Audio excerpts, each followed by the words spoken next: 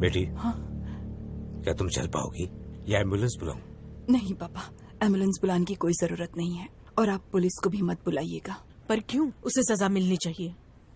सिर्फ ओजलम को सजा मिलती है तो कोई बात नहीं है, लेकिन ये खबर फैलती है तो हमारी इज्जत भी जाएगी और मेलिसा पर भी बहुत बुरा असर होगा। वो ये बर्दाश्त नहीं कर पाएगी। किसी और को इसका पता नहीं चलना चाहिए, प्लीज। ये सब मैं इतनी आसानी से नहीं भूल सकता। भूलिए मत पापा, लेकिन प्लीज अपने तरीके से हैंडल करिए। पुलिस को बुलाने की जरूरत नहीं है। मुझे पता है क्या करना है। डॉक्टर आरिफ को फोन करो, ड्राइवर तुम्हें घर पहुंचा देगा। बड़ी हिफाजत से ले जाना इसे। क्या करने वाले हैं आप? इस गंदगी की सफाई करनी होगी।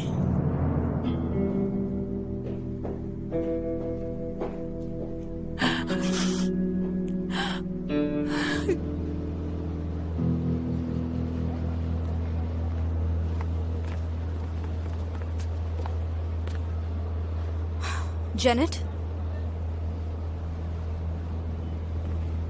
यहाँ क्या कर रही हो मेलिसा? अब क्या चाहिए तुम्हें? तुम्हारी हार्ट चाहती हूँ। साफ साफ बताओ क्या चाहिए? तुम्हें अभी लगता है ना, अभी भी तुम सपने देख रही हो कि सेलिम जैसा लड़का तुम जैसी लड़की को चाहेगा। मेरा उनके साथ कोई रिश्ता नहीं है। ओह अच्छा, तो फिर मुझे बताओ वो यहाँ क्या कर रहा था? उसे अपने जाल में फंसा रही थी? मैं कुछ नहीं कर रही थी। तुम्हें जो मानना है मान लो। मैंने अपनी आंखों से देखा है कि तुम क्या कर रही थी। उसे तुम्हारा असली चेहरा नहीं दिख रहा, इसलिए वो पागलों की तरह तुम्हारे पीछे भागता रहता है। तुम उसे दिखा रही हो कि तुम बहुत अलग हो। ये नाटक करना कहाँ से सीखा तुमने? अमीर लड़कों को अपनी जाल में फंसाने का। क्या बकवास कर रही हो? मुझसे ऐसे बात मत करो। माफी मांगो अभी। माफी मांगू? और तुमसे? तुम जैसी सड़क छाप लड़की से मैं कभी माफी ना मांगू जो अमीर लड़कों को फंसाना चाहती है। निकल जाओ यहाँ से, निकल जाओ यहाँ से। फिर कभी भी मेरे सामने मत आना।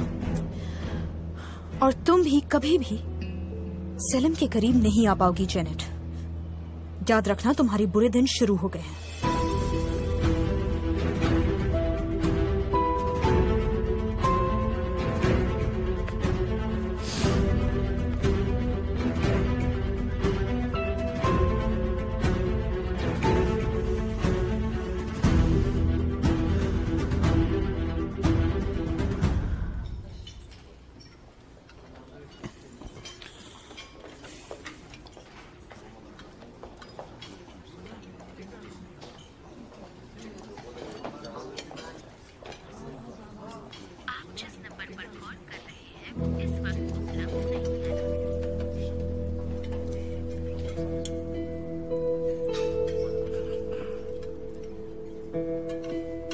Bill please.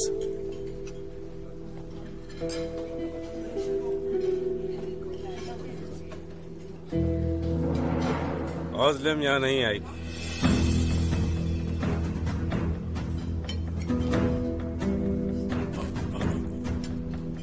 डैड, बैठ जाओ।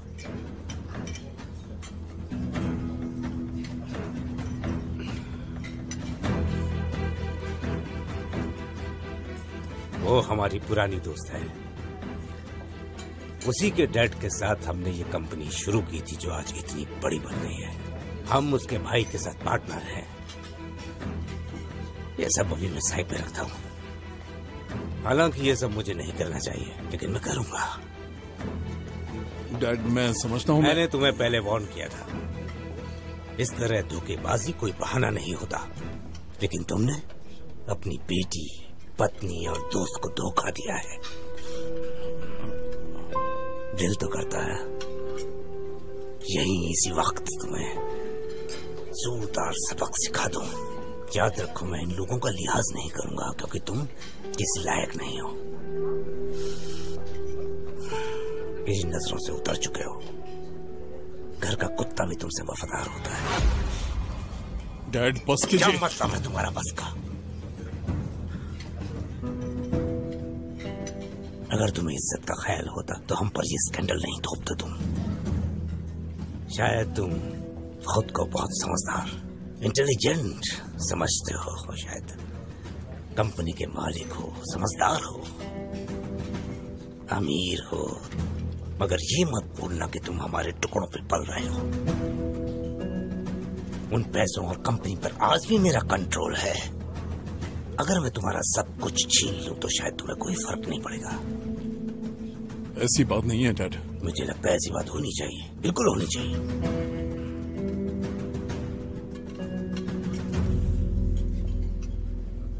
गलती मेरी है।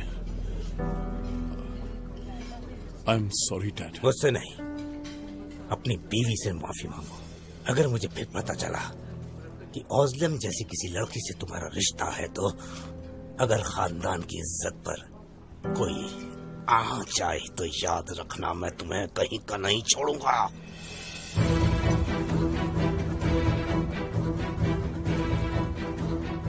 आज रात को घर मत आना। अगर मर्द हो तो अपनी गैरत को लानत भेजना।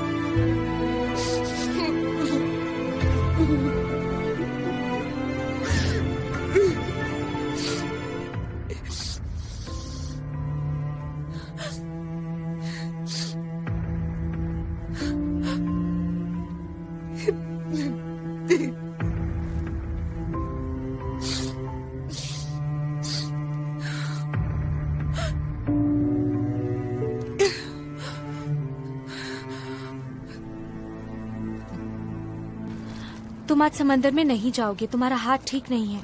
फिक्र मत करो जैनेट, ये बड़ी बात नहीं है। ये सलीम सर की गलती है। उन्होंने जानबूझकर तो नहीं किया है ना जैनेट।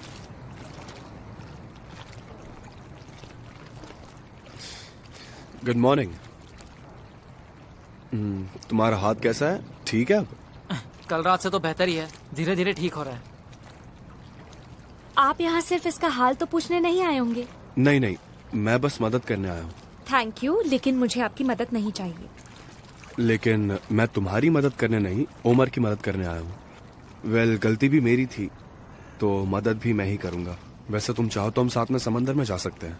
हाँ हाँ, ये बेस्ट आइडिया है, हम साथ में समंदर में जा सकते हैं। ठीक है, तो तुम जैनेट की तरह जिद्दी नहीं हो। तो फिर अब चले? ठीक है, चलते हैं। चलो।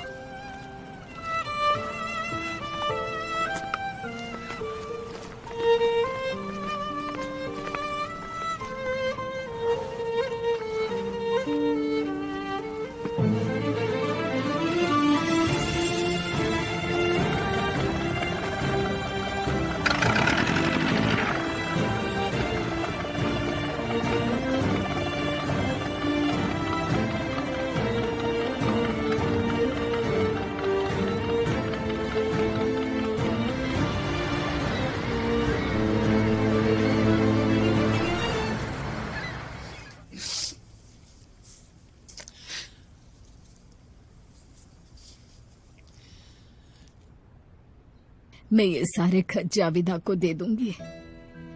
मत दो, उससे क्या होने वाला है? क्या बदलेगा उससे? तुम्हें लगता है ये सब पढ़कर उसका मन बदल जाएगा? वो ऐसी औरत है जो अपनी बच्ची को छोड़कर गई और कभी मुड़कर देखा भी नहीं।